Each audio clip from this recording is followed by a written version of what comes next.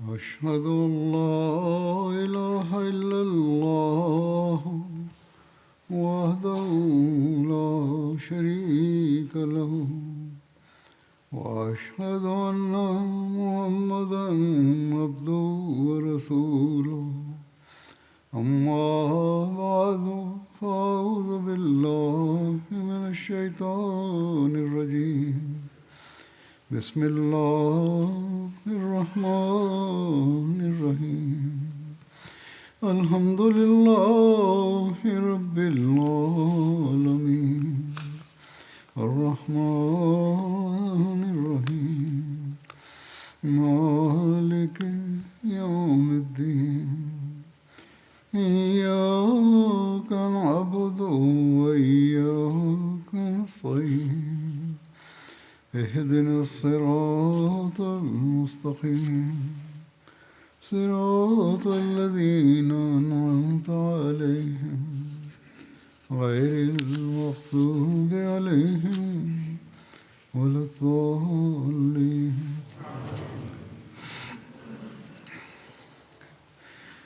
اللہ تعالیٰ کے فضل سے ہم رمضان کے دوسرے عشرے میں سے گزر رہے ہیں۔ اللہ تعالیٰ نے قرآن کریم کا رمضان سے ایک خاص تعلق بیان فرمایا ہے، ایک خاص نسبت بیان فرمائی اور فرمایا کہ شہر رمضان الذی انزل فیہ القرآن ھدی للناس وبینات من الھدی والفرقان، یہ رمضان کا مہینہ جس میں قرآن انسانوں کے لیے ایک عظیم ہدایت کے طور پر اتارا گیا اور ایسے کھلے نشان کے طور پر جن میں ہدایت کی تفصیل اور حق و باطل میں فرق کر دینے والے امور ہیں۔ بس اس لیے ہمیں خاص طور پر اس کے پڑھنے کی طرف توجہ دلائی گئی ہے۔ اس مہینے میں، اس زمانے میں حضرت مسیح علیہ السلام نے بھی توجہ دلائی، جن کو آپ اللہ تعالیٰ نے حضرت کی غلامی میں امام بنا کے بھیجا۔ حضرت صلی اللہ علیہ وسلم نے تو اس پہ خاص طور پر بہت توجہ دلائی ہے کہ خاص قرآن کریم کو خاص اہتمام سے پڑھو۔ حضرت جبرائیل علیہ السلام ہر سال جو بھی قرآن کریم نازل ہوا ہوتا تھا اس کا ایک دور حضرت صلی اللہ علیہ وسلم سے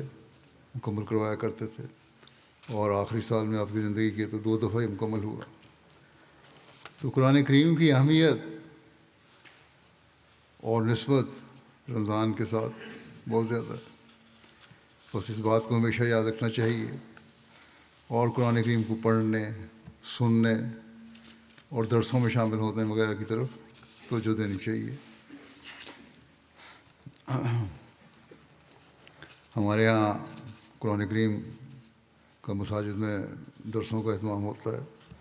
تراویح کا بھی اہتمام ہوتا ہے، قرآن کریم کی تلاوت پر بھی زور دیا جاتا ہے، MTA پر روزانہ تلاوت آتی ہے، اس کو بھی سننا چاہیے۔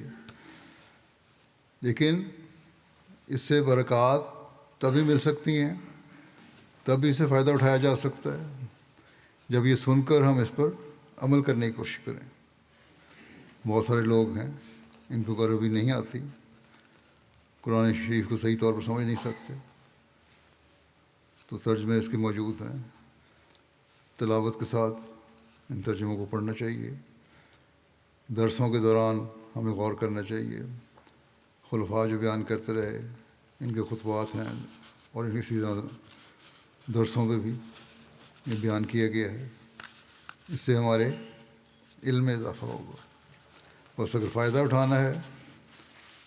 تو اسی وقت اٹھایا جا سکتا ہے فائدہ جب ہم قرآن کریم کو پڑھ کر اس پر عمل کرنے کی کوشش کریں، اور رمضان کے دنوں میں خاص طور پر اس طرف اللہ تعالیٰ نے توجہ دلائی ہے، تو اس لیے کہ قرآن کریم جو میں نے اللہ تعالیٰ فرماتا ہے رمضان میں اتارا ہے، اس کو خاص طور پر پڑھو اور اس پر عمل کرنے کی کوشش کرو، اور جب تم یہ کرو گے تو پھر یہ تمہاری زندگیوں کا حصہ بھی بن جائے گا۔ بس جو اللہ تعالیٰ نے یہ فرمایا کہ اس میں ہدایت ہے، تو ہدایت پر اس وقت انسان چل سکتا ہے، حق و باطل میں فرق کا علم اس وقت فائدہ دے سکتا ہے جب ہم اس پر عمل کرنے والے ہوں۔ بس جیسا کہ میں نے کہا کہ ترجمہ اور درس سن کر ہمیں اس پر عمل کرنے والا ہونا چاہیے۔ قرآن کریم نے جو احکامات دیے ہیں، جو تعلیم دی ہے، اس پر ہم عمل کرنے والے ہوں۔ اگر صرف سن کر اسے بھول گئے، پڑھا اور پھر توجہ نہ دی، تو پھر وہ فوائد حاصل نہیں ہو سکتے جو قرآن کریم سے ہم حاصل کر سکتے ہیں۔ اللہ تعالیٰ نے قرآن کریم کے شروع میں ہی سورہ بقرہ میں البقرہ میں اس طرف توجہ دلائی، اس کی اہمیت بیان فرمائی۔ تیسری آیت ہے، یہ فرمایا کہ ذالک الکتاب لا ریب فیہ ھدی للمتقین، کہ یہ وہ کتاب ہے جس میں کوئی شک نہیں، اور متقیوں کے لیے ہدایت دینے والی ہے۔ بس تقوی پر چلنے کے لیے،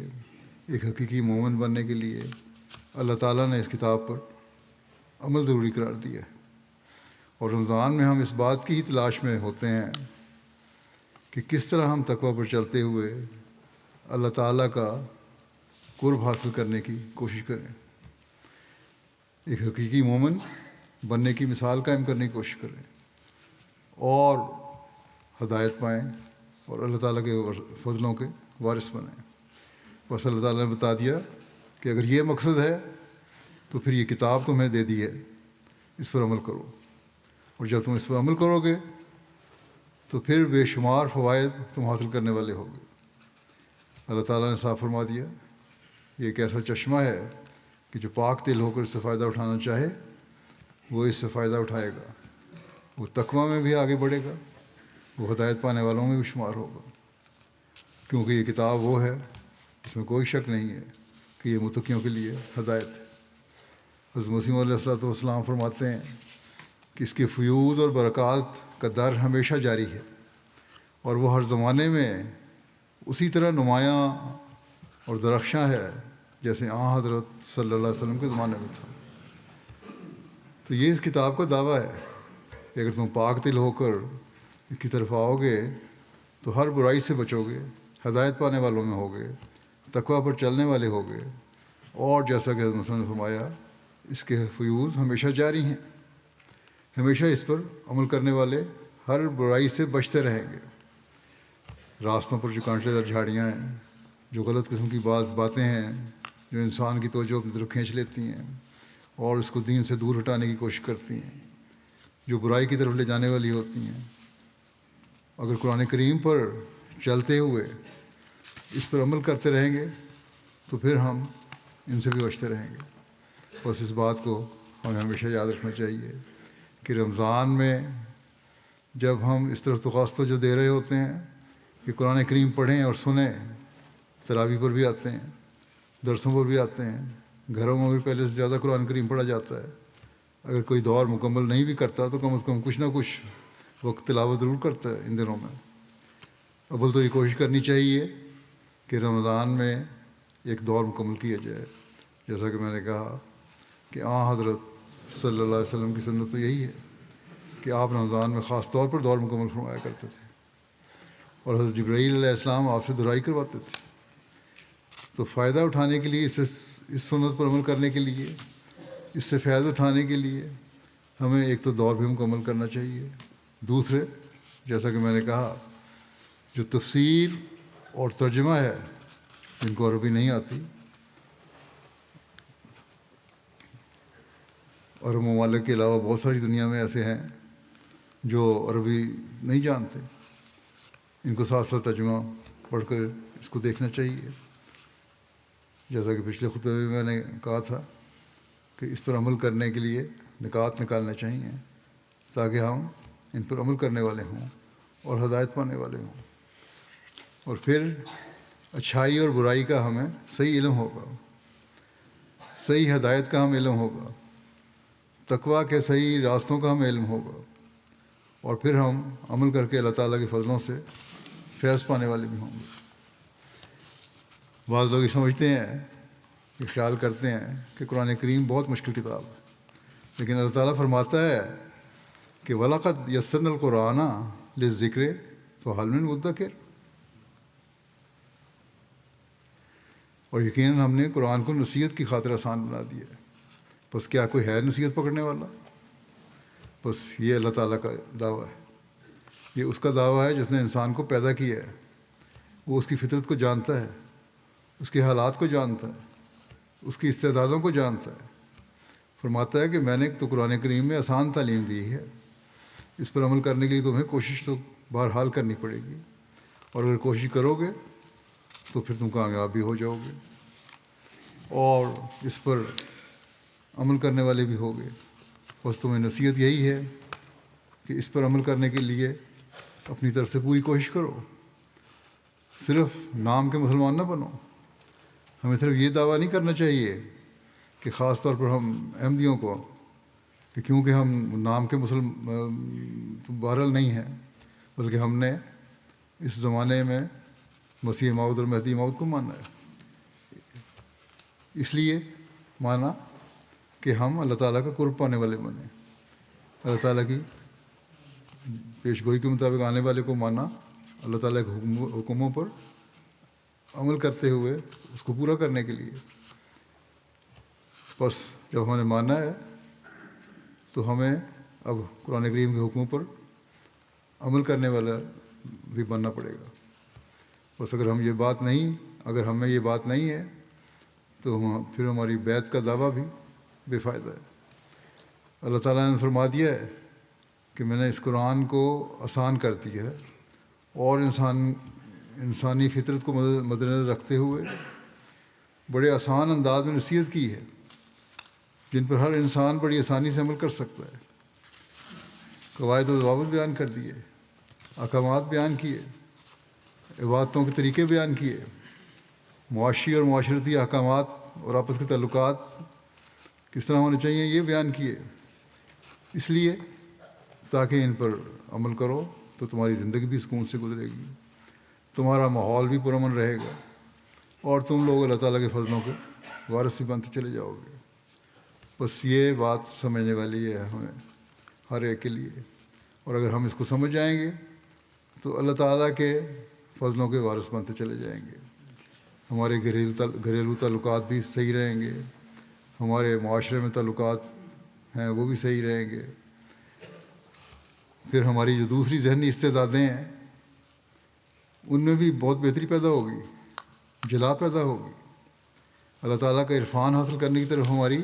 توجہ پیدا ہوگی۔ ہم احمدی خوش قسمت ہیں کہ اس زمانے میں ہمیں حضرت مسیح موعود علیہ الصلوۃ والسلام کو ماننے کی توفیق ملی، جن کو اللہ تعالیٰ نے حکم اور عدل بنا کے بھیجا، اور آپ نے قرآن کریم کے چھپے ہوئے خزانے ہمیں عطا فرمائے اور بے شمار معارف قرآن کریم کے نکال کر ہمارے سامنے رکھے۔ ہماری تعلیم و تربیت کے لیے ہمیں واضح طور پر ان احکامات جن کو ہم بعض اوقات سمجھ نہیں سکتے ان کی بھی تشریح فرما کر ہمارے لیے آسان فرما دیا۔ بس اللہ تعالیٰ نے اگر یہ کہا کہ میں نے آسان بنایا ہے تو آسان بنانے کے لیے اللہ تعالیٰ نے مختلف وقتوں میں استاد بھی پیدا کر دیے،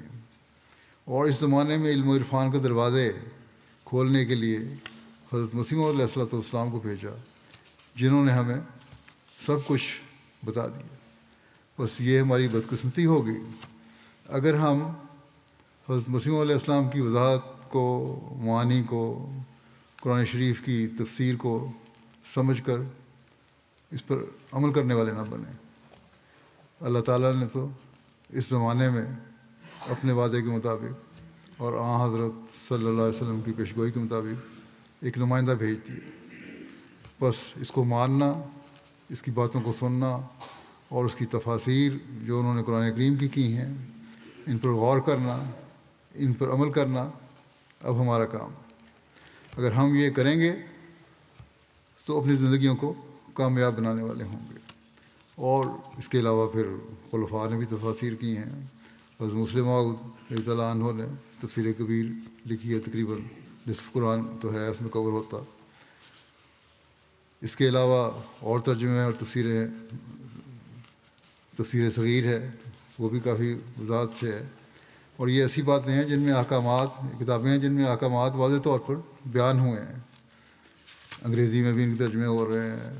عربی میں بھی ترجمے ہو رہے ہیں. تو اس کی طرف ہمیں خاص طور پر توجہ دینی چاہیے کہ جہاں ہم رمضان کے مہینے میں اور مختلف زبانوں میں، جرمن وغیرہ میں بھی ترجمے ہو رہے ہیں، تو قرآن کریم کی تلاوت کی طرف ہم جہاں توجہ دیں اور کوشش کریں کہ ایک دور ختم کرنا ہے، وہاں اس کے معنی پر بھی غور کرنے کے لیے، اس کے مطالب پر غور کرنے کے لیے بھی توجہ دیں اور احکامات تلاش کریں. ان کو تلاش کر کے اپنی زندگیوں کا حصہ بنانے کی کوشش کریں. صرف قرآن کریم کو پیار کر لینا کافی نہیں ہے، صرف سنبھال کے رکھ لینا کافی نہیں ہے، صرف ماتھے پر لگا لینا کافی نہیں ہے. بچوں کی آمین کے لیے لوگ میرے پاس آتے ہیں، ان کو یاد رکھنا چاہیے کہ ایک فرض تو انہوں نے پورا کر دیا کہ بچوں کو قرآن کریم پڑھا دیا. اب اس قرآن کریم کو پڑھنے کا مستقل شوق پیدا کروانا بھی ان کا کام ہے، اور وہ تبھی ہو سکتا ہے جب خود ماں باپ بھی اس طرف توجہ دیں، وہ خود بھی قرآن کریم کی باقاعدہ تلاوت کرنے والے ہوں، تاکہ بچے دیکھیں کہ ہمارے ماں باپ تلاوت کر رہے ہیں، خود بھی اس کا ترجمہ اور تفسیر پڑھنے والے ہوں، تاکہ انہیں سمجھ آئے کہ کیا احکامات ہیں. اور جب بچے سوال کریں تو ان کے جواب بھی دے سکیں. بعض بچے چھوٹے چھوٹے سوال کرتے ہیں اور ماں باپ لکھ کر بھیج دیتے ہیں کہ اس کا کیا جواب ہے، حالانکہ اگر ترجمہ اور تفسیر تھوڑی سی بھی پڑھی ہو تو خود ماں باپ ہی جواب دے سکتے ہیں اور ان کو کسی مدد کی ضرورت نہیں پڑے گی. بس یہ فرض اب ماں باپ کا بھی ہے کہ آمین کروانے کے بعد ان کی ذمہ داری اور بڑھ گئی ہے کہ جو اللہ تعالیٰ کی کتاب، جو ہدایت کی کتاب، جو عرفان کی کتاب اللہ تعالیٰ نے ہمیں دی ہے، اس کو ہم نے اپنے بچوں کو پڑھا دیا تو اب اس کی محبت بھی ان کے دلوں میں ڈالیں. اور وہ محبت تبھی ہوگی جب ہم خود بھی اس کتاب سے محبت کا اظہار کریں گے. بس ہر احمدی کو اس بات کی فکر کرنی چاہیے کہ وہ خود بھی اور اس کے بیوی بچے بھی قرآن کریم پڑھنے اور اس کی تلاوت کرنے کی طرف توجہ دیں. ترجمہ پڑھیں، حضرت مسیح علیہ السلام کی تفسیر پڑھیں، خلفاء کی تفسیر جیسا کہ میں نے کہا ہے بعض ہیں، پڑھیں اور سنیں. آڈیو بھی آتی ہے، MT بھی آتی ہے. اگر ہم قرآن کریم کو اس طرح نہیں پڑھتے تو ہمیں فکر کرنی چاہیے اور ہر ایک کو اپنے بارے میں سوچنا چاہیے کہ کیا صرف احمدی ہو کر ہم نے بیت کا حق ادا کر دیا، یا بھی اس مقصد کو ہم نے حاصل کرنا ہے جس کے لیے حضرت مسیح علیہ السلام آئے تھے.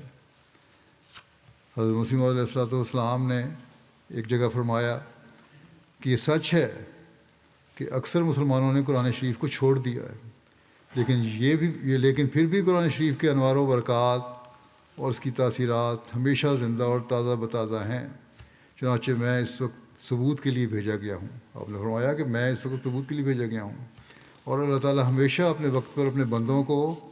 اپنی حمایت اور تائید کے لیے بھیجتا رہا ہے، کیونکہ اس نے وعدہ فرمایا تھا کہ انا نحن نزلنا الذکر و انا لہ لحافظون، یعنی بے شک ہم نے اس ذکر کو یعنی قرآن شریف کو نازل کیا ہے اور ہم اس کے محافظ ہیں. بس ہر احمدی کو یاد رکھنا چاہیے کہ ہمیں جو کچھ ملنا ہے قرآن کریم کی برکت سے ملنا ہے، اور ہمیں اس طرح توجہ دینی چاہیے بہت زیادہ. پھر حضرت مسیح علیہ السلام فرماتے ہیں قرآن کریم کو چھوڑ کر کامیابی ایک ناممکن اور محال امر ہے، اور ایسی کامیابی ایک خیالی امر ہے جس کی تلاش میں یہ لوگ لگے ہوئے ہیں. صحابہ کے نمونوں کو اپنے سامنے رکھو، دیکھو انہوں نے جب پیغمبر خدا صلی اللہ علیہ وسلم کی پیروی کی اور دین کو دنیا پر مقدم کیا تو وہ سب وعدے جو اللہ تعالیٰ نے ان سے کیے تھے پورے ہو گئے. ابتدا میں مخالف ہنسی کرتے تھے کہ باہر آزادی سے نکل نہیں سکتے اور بادشاہی کے دعوے کرتے ہیں، لیکن رسول اللہ صلی اللہ علیہ وسلم کی اطاعت میں گم ہو کر وہ پایا جو صدیوں سے ان کے حصے میں نہ آیا. بس اس بات کو ہمیں ہمیشہ یاد رکھنا چاہیے کہ قرآن کریم ہی وہ تعلیم ہے جو ہمیں کامیابیوں سے سرفراز کرنے والی ہے، اور کامیابیاں ہمیں اسی سے ملیں گی. کہ اگر ہم اس کی تعلیم پر عمل کریں گے اور اس کے ساتھ اللہ تعالیٰ کا قرب پانے کی کوشش کریں گے۔ ایک روایت میں آتا ہے، حضرت ابو موسیٰ سے روایت ہے کہ حضرت صلی اللہ علیہ وسلم نے فرمایا کہ جو مومن قرآن پڑھتا ہے اور اس پر عمل کرتا ہے،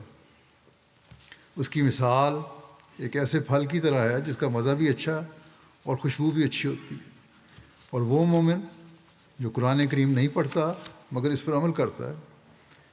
ادھر ادھر سے باتیں سن لیں، اس پہ عمل کر لیا، اس کی مثال اس کھجور کی طرح ہے کہ اس کا مزہ تو اچھا ہے مگر اس کی خوشبو کوئی نہیں۔ اور ایسے منافق کی مثال جو قرآن کریم پڑھتا ہے اس کی خوشبودار پودے کی طرح ہے جس کی خوشبو اچھی ہے مگر مزہ کڑوا ہے۔ اور ایسے منافق کی مثال جو قرآن نہیں پڑھتا ایسے کڑوے پھل کی طرح ہے جس کا مزہ بھی کڑوا ہے اور جس کی خوشبو بھی کڑوی ہے۔ بس اس سے وضاحت ہو گئی کہ ہمیں تلاوت قرآن کریم کرنی چاہیے اور اس کو سمجھ کر اس پر عمل کرنا بھی ضروری ہے، اور جب ہم اس پر عمل کریں گے تو ایسے خوشبودار پھل کی طرح ہو سکیں گے جس کا مزہ بھی اچھا ہو اور جس کی خوشبو بھی اچھی ہے۔ بڑی خوبصورت مثال ہے یہ۔ بس ہمیں یاد رکھنا چاہیے کہ یہ بھی انسان کی فطرت ہے کہ مزیدار چیز ہے جو، اور خوشبو والی چیز جو ہوتی ہے، ذائقے والی چیز جو ہوتی ہے جس سے انسان کو لطف آتا ہے، اس کو بار بار کھانے کی خواہش پیدا ہوتی ہے۔ اسی طرح قرآن کریم کو بھی ہمیں بار بار پڑھنے اور سمجھنے کی خواہش ہونی چاہیے، اور پھر جب ہم یہ کریں گے تو نہ صرف اپنے لیے اس سے فائدہ پا رہے ہوں گے بلکہ اپنے بچوں کو اور اپنے ماحول کو بھی اس سے فائدہ پہنچا رہے ہوں گے۔ بس یہ لوگ ہوتے ہیں جو تقویٰ میں ترقی کرنے والے ہیں، جو اس پر عمل کرنے والے ہیں، ہدایت پانے والے ہیں، اور پھر وہ دنیا کے لیے نافع ناس وجود بھی ہو جاتے ہیں، ان سے دنیا فیض پاتی ہے، وہ خود بھی پرسکون زندگی گزار رہے ہوتے ہیں اور دنیا کو بھی سکون و امن دے رہے ہوتے ہیں۔ ایسے ماں باپ اپنے بچوں کے حقیقت میں حق ادا کرنے والے ہوتے ہیں، وہ اپنے ہمسایوں کے بھی حق ادا کرنے والے ہوتے ہیں، وہ اپنے دنیاوی کاموں میں اپنے ماحول میں بھی ایک دوسرے کے حق ادا کرنے والے ہوتے ہیں۔ اسی طرح وہ جماعتی نظام میں بھی جماعت کی خدمت کر کے اپنے حق ادا کرنے والے ہوتے ہیں، کیونکہ وہ ان ہدایات کے مطابق عمل کر رہے ہوتے ہیں جو قرآن کریم نے ان کو دی ہیں۔ وہ عبادت کرنے والے بھی عبادت کرنے کے بھی حق ادا کر رہے ہوتے ہیں، اور پھر جیسا کہ میں نے کہا، جب ایسے ماں باپ بچوں کے سامنے نمونہ بنتے ہیں تو بچے ان کو رول ماڈل سمجھتے ہیں، اور بیویاں ان کو اپنے لیے ایک نمونہ سمجھتی ہیں۔ پھر ایسا ماحول گھر کا پیدا ہوتا ہے جو دیندار اور نیک ماحول ہوتا ہے، اور جہاں اللہ تعالیٰ کے فضلوں کی ہمیشہ بارش برستی رہتی ہے۔ بس قرآن کریم کی تعلیم پر عمل ہی ہے، جیسا کہ اللہ تعالیٰ نے دعویٰ فرمایا ہے کہ اسے ہدایت ملے گی، اور جب ہدایت ملے گی تو تم لوگ پھر ایک واضح اور ایسا فرق دیکھو گے کہ جس سے تمہاری زندگیوں میں ایک انقلاب پیدا ہو سکتا ہے۔ یہ اللہ تعالیٰ فرماتا ہے۔ بس اس کو پڑھنے کی طرف، اس کو سمجھنے کی طرف، اس کو پر عمل کرنے کی طرف ہمیں بہت توجہ کرنی چاہیے۔ پھر اللہ تعالیٰ فرماتا ہے کہ جو اتنی نیکی رکھتا ہے کہ وہ گھر میں باقاعدہ تلاوت تو نہیں کر رہا ہوتا، ترجمہ نہیں پڑھتا، اس پر غور تو نہیں کرتا، لیکن جب لوگوں سے سنتا ہے، صلی اللہ نے فرمایا، جب لوگوں سے سنتا ہے قرآن کریم کو، درسوں میں سنتا ہے، تقریروں میں سنتا ہے، قرآن کریم کی آیات کی تشریح یا احکامات اس کو نظام کی طرف سے مختلف وقتوں میں جو دیے جاتے ہیں، باتیں بتائی جاتی ہیں اس تعلیم کی روشنی میں، تو وہ ان پر عمل کرنے کی کوشش کرتا ہے کہ یہ قرآن کریم کے احکامات ہیں۔ تو جب وہ اس پر عمل کرنے کی کوشش کرتا ہے تو وہ مزہ نہیں لیتا جو قرآن کریم پڑھنے کا مزہ ہے، لیکن کچھ نہ کچھ حصہ وہ لے رہا ہوتا ہے، اس خوشبو سے فائدہ اٹھا رہا ہوتا ہے۔ لیکن جو دکھاوے کے لیے پڑھتا ہے، اس پر عمل نہیں کرتا، وہ اس سے کوئی فائدہ نہیں اٹھاتا۔ اور جو شخص نہ قرآن پڑھتا ہے نہ اس پر عمل کرتا ہے تو اس کی زندگی تو پھر منافقت کی انتہا کی زندگی ہے۔ اس کا صرف زبانی دعویٰ ہے کہ میں مسلمان ہوں، لیکن اسلام کی تعلیم پر کوئی عمل نہیں، کیونکہ اسلام کی تعلیم پر عمل قرآن کریم کا علم حاصل کیے بغیر ہو ہی نہیں سکتا، قرآن کریم کے احکامات پر غور کیے بغیر ہو ہی نہیں سکتا۔ بس اس بات کو کی بہت اہمیت کو ہمیں بہت اہمیت دینی چاہیے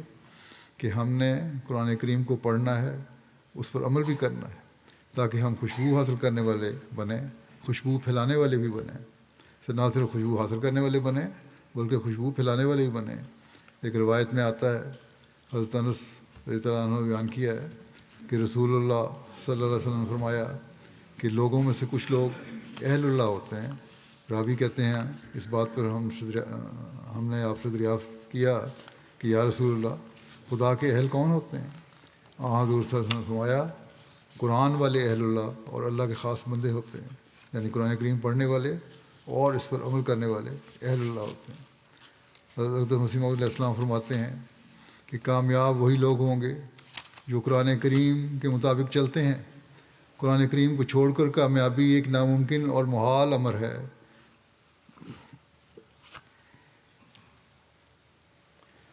میں نے گزشتہ ہوا خطبات میں حضرت مسلم کے بہت سارے حوالے بھی قرآن کریم کے بارے میں دیے تھے، کوئی خطبات کا سلسلہ تھا، بڑی وضاحت سے جو باتیں بتائی تھیں جو آپ نے ہمیں ارشاد فرمائی ہیں، یہاں بھی مختصراً بیان کر رہا ہوں میں۔ آپ نے فرمایا کہ اگر کامیابی حاصل کرنی ہے تو قرآن کریم کے بغیر حاصل نہیں ہو سکتی۔ اگر مسلمان ہونے کا دعویٰ ہے تو پھر اگر قرآن کریم ہاتھ میں نہیں ہے، قرآن کریم پر عمل نہیں ہے، تو پھر کوئی کامیابی نہیں مل سکتی باوجود مسلمان ہونے کے۔ بس ہر احمدی کو اپنی کامیابیوں کو حاصل کرنے کے لیے یہ نسخہ آزمانا چاہیے، جس سے دین بھی سنور جائے اور دنیا بھی حاصل ہو جائے۔ مسلمانوں میں آج کل جو جھگڑے ہیں، فساد ہیں، ایک دوسرے کی گردنیں کاٹی جا رہی ہیں، الزام تراشیاں کی جا رہی ہیں، حکومتیں جو ہیں وہ عوام سے لڑ رہی ہیں، عوام حکومتوں سے لڑ رہے ہیں، ایک دوسرے کی قتل و غارت ہو رہی ہے، بغاوتیں ہو رہی ہیں۔ یہ سب اس لیے ہے کہ قرآن کریم پر عمل نہیں ہے۔ کہنے کو دونوں ہی یہ دعویٰ کرتے ہیں، دونوں کے ہاتھ میں قرآن ہے، لیکن دونوں قرآن کریم کی تعلیم سے دور ہیں۔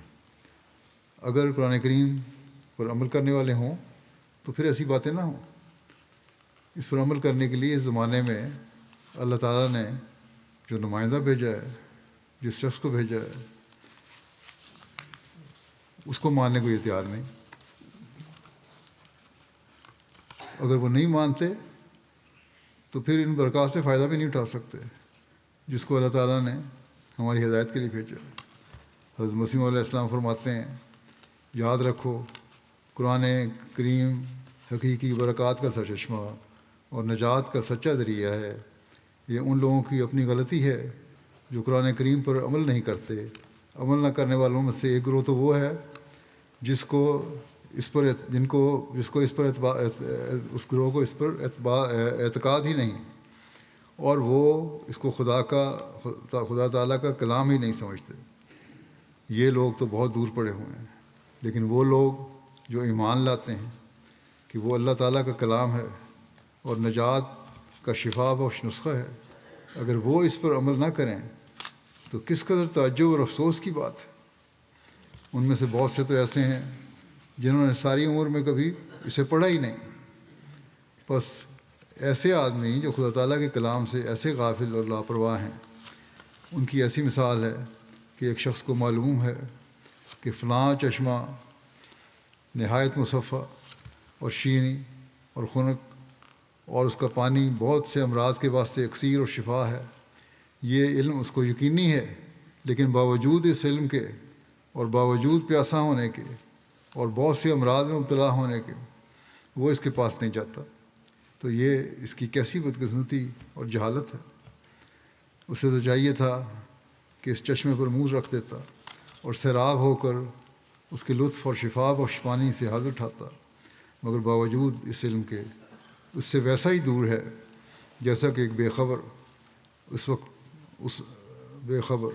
اور اس وقت تک اس سے دور رہتا ہے جو موت آ کر خاتمہ کر دیتی ہے۔ آخر تک، زندگی کے آخر تک بعضوں کو پتہ ہی نہیں لگتا کیا برکات ہیں قرآن کریم کی۔ فرمایا کہ اس شخص کی حالت بہت ہی عبرت بخش اور نصیحت خیز ہے۔ مسلمانوں کی حالت اس وقت ایسی ہی ہو رہی ہے،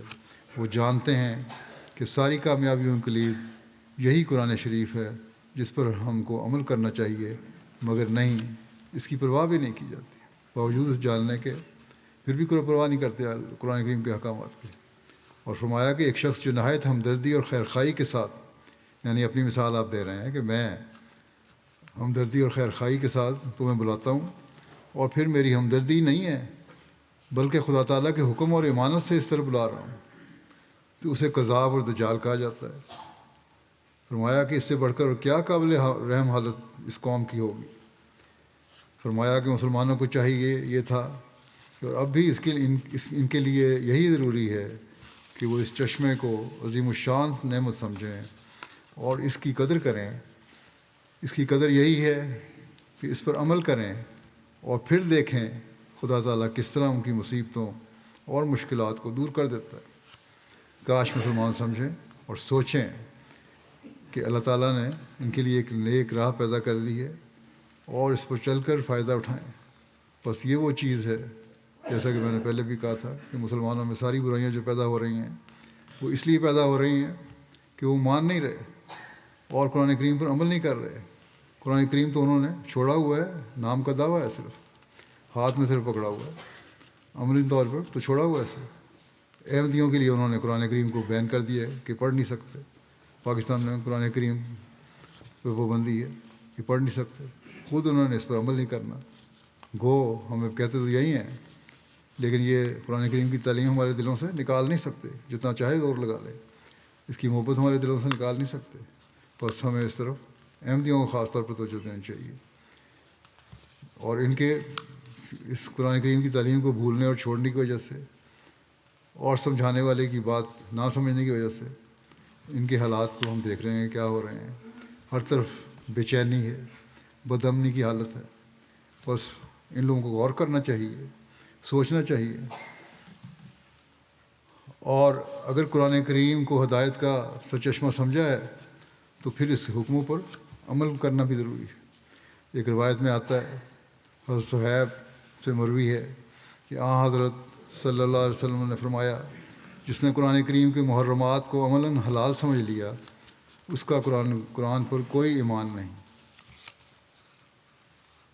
یعنی جس چیز سے اللہ تعالیٰ نے منع فرمایا ہے، ان کو اس کی کوئی پرواہ نہیں کی، تو قرآن کریم کو جو احکامات ہیں ان پر عمل نہ کیا،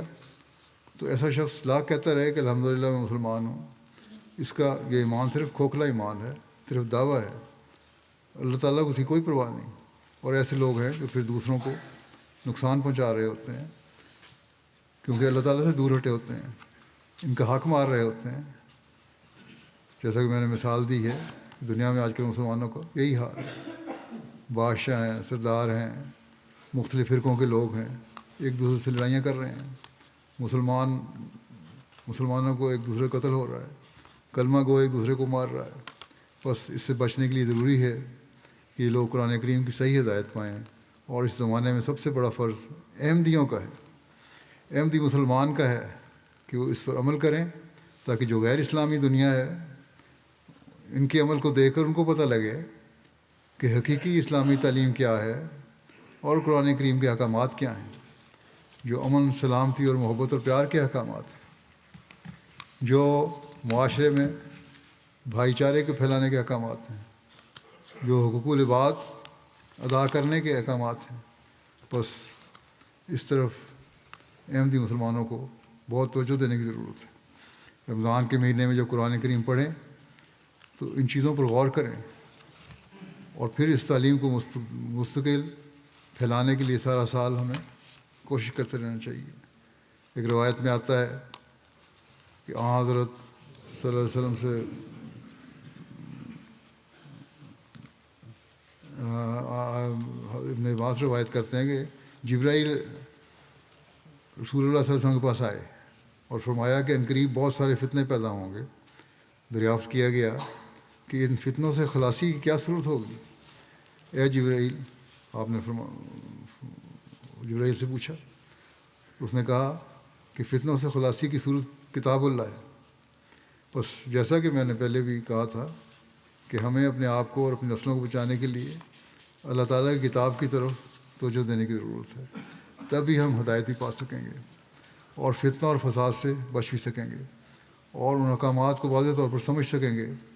جو اللہ تعالیٰ نے ہمارے لیے نازل فرمائے ہیں۔ حضرت صلی اللہ علیہ وسلم نے ایک موقع پر فرمایا کہ قرآن کریم کو ظاہر کر کے پڑھنے والا ظاہری طور پر صدقہ دینے والے کی طرح ہے، اور قرآن کریم کو چھپا کر پڑھنے والا خفیہ طور پر صدقہ دینے والے کی طرح ہے۔ بس ہمیں یاد رکھنا چاہیے کہ یہ بھی روایت میں آتا ہے کہ صدقہ بلاؤں اور خطرات اور فتنوں کو دور کرتا ہے، ان کو ٹالتا ہے۔ تو قرآن کریم کو پڑھنا اور اس طرح پڑھنا کہ سمجھ بھی آ رہی ہو تو یہ صدقے کے طور پر قبول ہوگا، اور اس کی برکات سے پھر تمام فتنوں سے بھی انسان بچا رہے گا۔ بس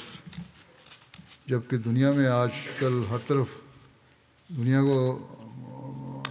ہر طرف سے برائیوں نے گھیرا ہوا ہے اور فتنہ اور فساد نے گھیرا ڈالا ہوا ہے، ہمیں اس صدقے کو بھی ہمیشہ جاری رکھنا چاہیے کہ قرآن کریم کی تلاوت ہمیشہ کرتے رہیں، ظاہری بھی پڑھیں، چھپ کر بھی پڑھیں، اور اپنے آپ کو ان ابتلاؤں اور مشکلات سے بچائیں اور اس تعلیم پر عمل کرنے والے ہوں جو اللہ تعالیٰ نے بیان فرمائی ہے۔ حضرت ابو ہریرہ روایت کرتے ہیں کہ حضرت صلی اللہ علیہ وسلم نے فرمایا کہ صرف 2 آدمی ایسے ہیں جن کے بارے میں حسد یعنی رشک، ایسا حسد جو نقصان پہنچانے کے لیے نہیں ہوتا بلکہ تعریفی رنگ میں ہو، وہ جائز ہے۔ ایک وہ شخص جسے اللہ تعالیٰ نے قرآن عطا کیا اور وہ دن رات اس کی تلاوت کرتا ہے، اور پھر رشک کرنے والا کہتا ہے کاش مجھے بھی ایسی چیز دی جاتی جو اسے دی گئی، تو میں بھی ایسا ہی کرتا جیسا کہ یہ کرتا ہے۔ اور دوسرا وہ شخص جسے اللہ تعالیٰ نے مال دیا ہو، جس کو وہاں خرچ کرتا ہے جہاں خرچ کرنے کا حق ہے، اور اس پر رشک کرنے والا کہتا ہے کاش مجھے بھی ایسی چیز دی جاتی جو اسے دی گئی ہے، تو میں بھی ویسے ہی کرتا، یعنی اللہ کے راستے میں مال خرچ کرنا۔ اب قرآن کریم میں پڑھنے کے بارے میں بھی کچھ آداب ہیں۔ رشک کرنے والے جو ہیں، قرآن کریم پڑھنے والا جو ہے جب رشک کرتا ہے تو صرف پڑھنے والا عمل نہیں کرتا بلکہ اس کو پتہ ہے کہ یہ شخص جو کچھ پڑھ رہا ہے اس پر عمل بھی کر رہا ہوگا جو دوسرا سننے والا ہے، اور پھر وہ اسی بات پہ اس کو رشک آتا ہے کہ کاش میں بھی اس کو سمجھتا قرآن کریم کو اس طرح، اور پھر اس پر عمل کرنے والا ہوتا۔ اسی طرح جیسا کہ حدیث میں بیان ہوا ہے مال کے بارے میں، تو اس بارے میں بھی ضمن ذکر کر دوں۔ بعض لوگ کہتے ہیں کہ چندوں کی کیا ضرورت ہے، اللہ تعالیٰ تو فرماتا ہے، قرآن کریم میں فرمایا ہے کہ مالی قربانیاں کرو، یہ ضروری ہیں، اور آپ نے فرمایا صلی اللہ علیہ وسلم نے کہ اس پر لوگ رشک کرتے ہیں جو مالی قربانی کرنے والا ہے، تو یہ بھی بہت اہم چیز ہے۔ جب ہم غور سے قرآن کریم پڑھیں تو وہاں سے پھر یہ سوال جو بعض لوگوں کے دلوں میں پیدا ہوتا ہے کہ ہمیں مالی قربانیوں کے لیے کیوں کہا جاتا ہے، ان کے سوالوں کا جواب بھی ان کو مل جائے گا کہ کیوں کہا جاتا ہے۔ یہ اللہ تعالیٰ کا حکم ہے۔ حضرت صلی اللہ علیہ وسلم نے ایک جگہ فرمایا کہ جو شخص قرآن کریم خوش الحانی سے اور سنوار کر نہیں پڑھتا اس کا ہمارے ساتھ کوئی تعلق نہیں۔ تو خوش الحانی سے پڑھنا اور سنوار کے پڑھنا، آہستہ آہستہ پڑھنا، سمجھ کے پڑھنا، یہ بھی ضروری ہے۔ حضرت مسیح موعود علیہ السلام فرماتے ہیں ایک جگہ کہ انسان کو چاہیے کہ قرآن شریف کثرت سے پڑھے، جب اس میں دعا کا مقام آوے تو دعا کرے۔ یہ سنوار کے پڑھنے کا وضاحت یہ ہے کہ جب دعا کا مقام آوے تو دعا کرے، اور خود بھی خدا سے وہ چاہے جو اس دعا میں چاہا گیا ہے۔ قرآن کریم میں دعائیں آتی ہیں تو ان موقعوں پر دعا کرے، اور ان دعاؤں میں اللہ تعالیٰ سے جو مانگا گیا ہے قرآن شریف میں بہت ساری دعائیں ہیں، انبیاء نے مانگی ہیں، تو وہاں فرمایا کہ انسان خود بھی کہے کہ اللہ تعالیٰ مجھے بھی یہ دے، اور فرمایا کہ جہاں عذاب کا مقام آوے تو اس سے پناہ مانگے، ان بدعمالیوں سے بچے جن کے باعث وہ قوم تباہ ہوئی۔ قوموں کی تباہیوں کا ذکر ہے کہ کیا کیا بدعمالیاں تھیں ان میں جس کی وجہ سے اللہ تعالیٰ نے ان کو پکڑا۔ پر جب یہ ایسا مقام آئے تو ان سے استغفار بھی کرے انسان اور بچنے کی کوشش بھی کرے۔ جب ہم یہ کریں گے تو بہت ساری برائیوں سے ہم خود بخود ہی بچتے چلے جائیں گے۔ آج کل ماحول میں، اس مغربی ماحول میں، اس کے زیر اثر ہمارے ذہنوں پر بھی غلط قسم کی باتیں طاری ہو جاتی ہیں، ہم غلط قسم کی باتوں میں ملوث ہو جاتے ہیں۔ بہت سے لوگ ہم میں سے جب ہم قرآن کریم کو پڑھیں گے اور استغفار کریں گے اور برائیوں سے بچنے کی کوشش کریں گے تو ہماری زندگیاں سمجھ جائیں گی، ہم ان برائیوں سے بچنے والے ہوں گے۔ آپ نے فرمایا کہ بدعمالیوں سے بچے جن کے باعث قوم تباہ ہوئی تھی۔ آپ پھر فرماتے ہیں کہ بلا مدد وہی کہ ایک بلائی منصوبہ جو کتاب اللہ کے ساتھ ملاتا ہے وہ اس شخص کی ایک رائے ہے جو کہ کبھی باطل بھی ہو سکتی ہے، اور ایسی رائے جس کی مخالفت احادیث میں موجود ہو وہ محدثات میں داخل ہوگی۔ رسم اور بدعات سے پرہیز بہتر ہے، اس سے رفتہ رفتہ شریعت میں تصرف شروع ہو جاتا ہے۔ بہتر طریقہ یہ ہے کہ ایسے وظائف میں جو وقت اس میں صرف کرنا ہے وہی قرآن شریف کے تدبر میں لگائے۔ یہ لوگ کہتے ہیں وظیفہ پڑھنا ہے، فلاں وظیفہ پڑھیں، کیا وظیفہ بتا دیں۔ آپ نے فرمایا کہ بہتر ہے کہ قرآن کریم پڑھو اور اس پر غور کرو۔ لوگ یہ کہتے ہیں کہ دعا کریں اور کیا وظیفہ کریں، بس آپ کا تو یہی ارشاد ہے کہ قرآن کریم پہ تدبر کرو اور غور کرو، اور پھر تم بہت ساری برائیوں سے اور باتوں سے اور تکالیف سے بچ جاؤ گے۔ تمہیں اللہ تعالیٰ کی ہدایات کا علم حاصل ہو جائے گا، اللہ تعالیٰ کے احکامات کا پتہ لگ جائے گا۔ آپ نے فرمایا کہ اللہ تعالیٰ نے قرآن کریم میں جو نازل فرمایا ہے یہ خاص وحی ہے اللہ تعالیٰ کی حضرت صلی اللہ علیہ وسلم پر۔ اس کے علاوہ اگر کوئی رائے ہے تو غلط بھی ہو سکتی ہے، جھوٹی بھی ہو سکتی ہے، چاہے وہ کتنی مرضی عقل کی باتیں کرتا رہے انسان۔ بعض باتیں انسان کرتا ہے عقل کی اور قرآن کریم کی تعلیم سے وہ مطابقت بھی رکھتی ہیں، لیکن ان کی جب عملاً کیونکہ وہ وحی کے طور پر نہیں آئیں، اس کی وضاحت اس طرح نہیں کی جاتی جس طرح قرآن کریم نے کی ہے، تو پھر وہ جھوٹی ٹھہرتی ہیں، وہ غلط راستوں پہ چلانے والی ہو جاتی ہیں۔ آپ فرماتے ہیں کہ دل کی اگر سختی ہو تو اس کو نرم کرنے کے لیے یہی طریقہ ہے کہ قرآن شریف کو ہی بار بار پڑھے۔ جہاں جہاں دعا ہوتی ہے وہاں مومن کو بھی دل چاہتا ہے کہ یہی رحمت الہی میرے بھی شامل حال ہو۔ قرآن شریف کی مثال ایک باغ کی ہے، ایک مقام سے انسان کسی قسم کا پھل چنتا ہے، پھر آگے چل کر ایک اور قسم کا پھل چنتا ہے۔ بس چاہیے کہ ہر ایک مقام کے مناسب حال فائدہ اٹھائے۔ اپنی طرف سے الحاق کی کیا ضرورت ہے، ورنہ پھر سوال ہوگا کہ تم نے ایک نئی بات کیوں بڑھائی۔ جو قرآن کریم کے احکامات ہیں ان پر عمل کرو، نئی بدعات پیدا نہ کرو، قرآن کریم کے حکموں کے ساتھ نئی باتیں نہ جوڑو۔ فرمایا کہ خدا تعالیٰ کے سوا اور کس کی طاقت ہے کہ کہے کہ فلاں رات اگر سورہ یاسین پڑھو گے تو برکت ہوگی ورنہ نہیں ہوگی۔ یہ جو لوگ کہتے ہیں کہ فلاں سورت اس طرح پڑھو گے تو برکت ہوگی، فلاں وقت میں پڑھو گے تو برکت ہوگی، اس طرح پڑھو گے تو نہیں ہوگی، تو آپ نے فرمایا کہ یہ سب باتیں غلط ہیں۔ یہ تو اللہ تعالیٰ کا کلام ہے، جس طرح بھی پڑھو گے سمجھ کر پڑھو گے، اس پر عمل کرنے کے لیے پڑھو گے، نیک نیت سے ہو کے پڑھو گے تو برکت ہی برکت ہے۔ بس ہمیں یہ جائزہ لینا چاہیے کہ کیا ہم اس طرح پڑھتے ہیں، کتنے حکم ہیں جن پر عمل کرتے ہیں، کتنی دعائیں ہیں، جب دعائیں آ رہی ہوں تو ہم ان کو اپنے لیے مانگنے کی کوشش کرتے ہیں، کتنی برائیاں ہیں جن سے بچنے کا جب ان کو حکم ہوتا ہے یا ذکر آتا ہے تو ان سے بچنے کے لیے ہم دعا کرتے ہیں۔ بس اگر ہم اس طرح کریں تو تب ہی ہم قرآن کریم کی حقیقی تعلیم سے فائدہ اٹھانے والے ہوں گے۔ حضرت مسیح علیہ السلام فرماتے ہیں ایک جگہ کہ میں بار بار کہتا ہوں اور بلند آواز سے کہتا ہوں کہ قرآن اور اس کے رسول کریم صلی اللہ علیہ وسلم سے سچی محبت رکھنا اور سچی تابعداری اختیار کرنا انسان کو صاحب کرامات بنا دیتا ہے۔ آپ نے فرمایا قرآن شریف پر تدبر کرو، اس میں سب کچھ ہے، نیکیوں اور بدیوں کی تفصیل ہے اور آئندہ زمانوں کی خبریں ہیں۔ بخوبی سمجھ لو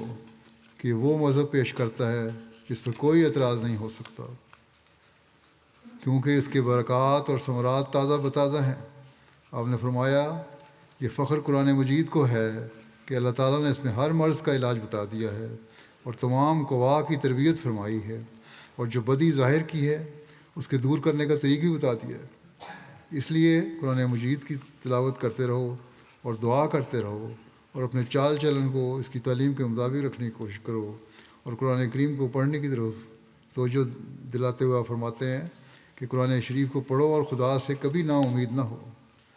مومن خدا سے کبھی مایوس نہیں ہوتا۔ یہ کافروں کی عادت میں داخل ہے کہ وہ خدا تعالیٰ سے مایوس ہو جاتے ہیں۔ ہمارا خدا علی کل شیء قدیر خدا ہے۔ قرآن شریف کا ترجمہ بھی پڑھو اور نمازوں کو سنوار کر پڑھو اور اس کا مطلب بھی سمجھو، اور اپنی زبان میں بھی دعائیں کر لو۔ قرآن شریف کو ایک معمولی کتاب سمجھ کر نہ پڑھو، بلکہ اس کو خدا تعالیٰ کا کلام سمجھ کر پڑھو۔ بس یہ وہ باتیں ہیں جن پر ایک مومن کو عمل کرنا چاہیے، اور جب ہم اس طرح عمل کریں گے تو پھر ہم اللہ تعالیٰ کے فضل سے قرآن کریم کی تعلیمات سے فیض اٹھانے والے ہوں گے، اور اپنی زندگیوں کو سنوارنے والے بنیں گے، اپنی نسلوں کو سنوارنے والے بنیں گے۔ اور جب یہ ہوگا تو پھر ہم اس مقصد کو حاصل کرنے والے بھی بن جائیں گے جو ہماری پیدائش کا، ہماری زندگی کا مقصد ہے، اور ہماری زندگیاں کامیاب ہوں گی، ہماری نسلیں بھی کامیابی سے گزریں گی۔ بس ان دنوں میں، رمضان کے دنوں میں خاص طور پر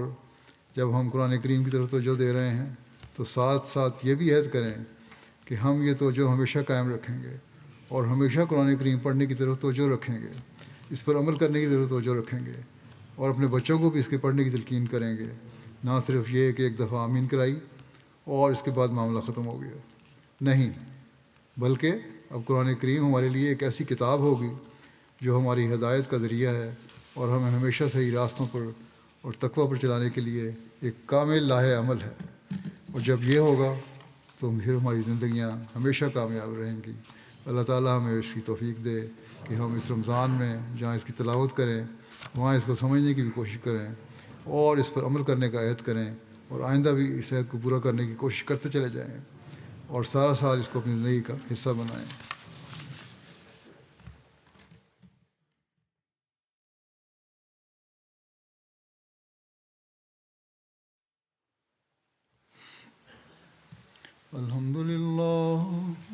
الحمد للہ نحمده ونستعینه ونستغفره ونؤمن به ونتوکل علیہ ونعوذ باللہ من شرور انفسنا ومن سیئات اعمالنا من يهده الله فلا مضل له ومن يضلل فلا هادي له ونشهد أن لا إله إلا الله ونشهد أن محمدا عبده ورسوله عباد الله رحمكم الله إن الله يأمر